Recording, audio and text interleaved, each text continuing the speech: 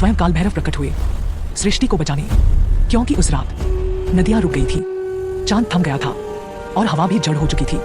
समय को एक असुर ने कैद कर लिया था। त्रेतायुग के उत्तरार्ध में महर्षि लोपामुद्रा के आश्रम में एक विचित्र घटना घटी। एक रात अचानक ग्रह स्थिर हो गए, चंद्रमा अपनी कक्षा में रुक गया, नदियां बहना बंद हो गईं, जीव जंतु तक मानो जम से गए हों। सभी ऋषि अचंभित थे, समय कैसे रुक सकता है, यह तो सृष्टि धर्म के विरुद्ध है। अगली सुबह, जो वास्तव में सुबह थी ही नहीं, देवताओं की सभा बुलाई गई। इंद्र चिंतित थे, वरुण ने नदियों की स्थिरता पर आश्चर्य जताया, वायु ने कहा कि हवा तक बहना भूल चुकी है। तभी अचानक सभा में एक शीतल गूंजती हुई आवाज फैल गई। वह आवाज थी यमराज की। यम बोले, एक अत्यंत दुष्ट असुर ने शिव द्वारा निषिद्ध काल शोषक मंत्र का प्रयोग किया है। यह मंत्र समय को पी जाता है और सृष्टि को धीरे धीरे मृत्यु की ओर धकेल देता है। देव स्तब्ध थे, यदि समय ठहर गया तो संसार में न जन्म होगा, न मृत्यु, न परिवर्तन, न दिन रात, यह सृष्टि का नियम ही समाप्त हो जाता।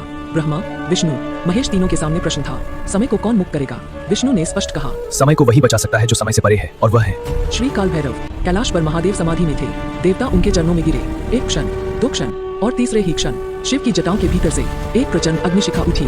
अग्नि बढ़ती गई, फैलती गई, मानो आकाश को निगल गई और उस अग्निमंडल में प्रकट हुए काल भैरव, समय के स्वामी, न्याय के संरक्षक। उनका स्वर अति गूढ़। कौन है जो समय पर अधिकार चाहता है? उनके एक कदम से धरती दो भागों में कंपन कर उठी।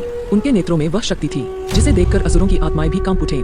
काल भैरव ने अपनी खड्ग उठाई और स्थिर संसार में चल पड़े। सब कुछ रुका हुआ था, नदी के जलकण, गिरता हुआ पत्ता, उड़ता पक्षी, चलती वायु, बहता समय, पर केवल एक शक्ति चल रही थी, काल भैरव। जैसे ही वे किसी स्थान से गुजरते, उस स्थान में कुछ क्षणों के लिए गति लौट आती।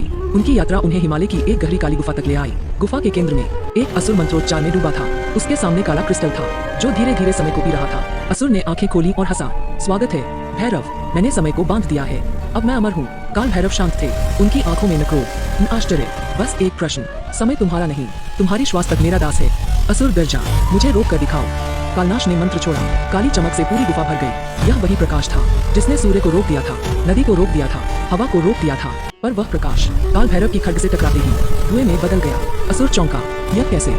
काल भैरव बोले, समय को जिसने रोका है वह समय का दास है, पर मैं समय का स्वामी हूँ।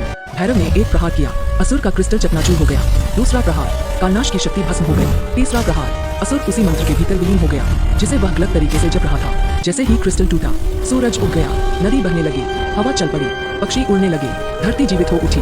लोगों को पता भी नहीं चला कि कुछ क्षणों के लिए उनका संसार समर्पित हो गया था। देवताओं ने काल भैरव को प्रणाम किया। काल भैरव बोले, समय का दुरुपयोग सृष्टि का सबसे बड़ा अपराध है। जिसे समय का अभिमान होता है उसका अंत काल स्वयं करता है, और वे उसी प्रकाश में समा गए जिससे प्रकट हुए थे।